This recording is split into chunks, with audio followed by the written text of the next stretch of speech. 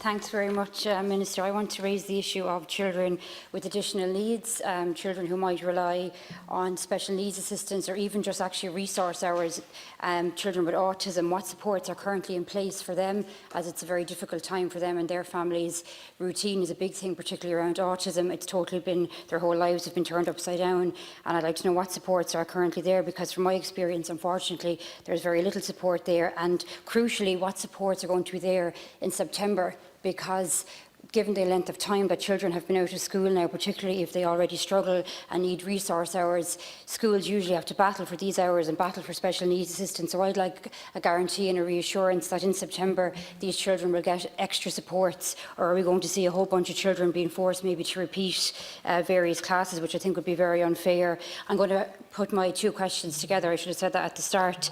The other question I have is in relation to school readiness, and I think one thing that all of this has shown us is how much we rely on the 2 years of ECCE, and I know you're thinking, Minister, this doesn't directly fall into your category, but however it is children's first experience of education is a very valuable ECCE year, or 2 years as it is now.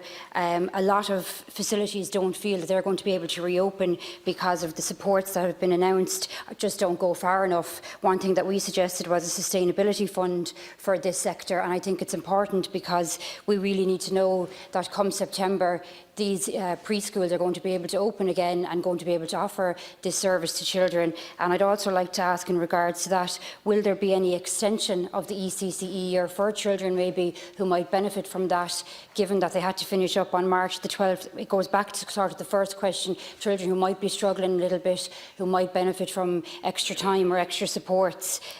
Is there going to be any consideration given to that? Thanks, Minister. Can I just make the point that I do think it's crazy for all of us elected in here to be limited to 2 and 3 minutes with such an important crisis. I agree. Unfortunately, they're the rules that are sitting in front of me, and I'd like to change them. No, I just want to put that on record. But, I don't think it would be received well. On Tara, you have, but even less now.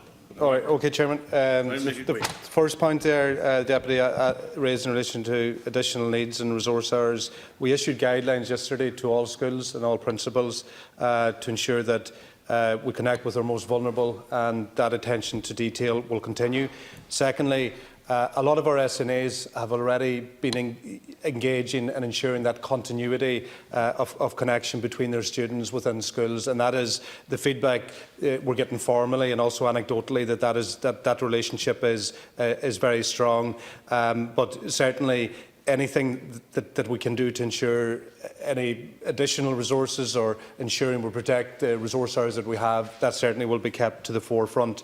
And secondly, you raise the issue in relation to childcare and ECCE years and what will happen in September. Look, we're in this space where we're working within public health advice, but I'm happy to raise this issue with my colleague, Minister Zabon. Thank you, Minister.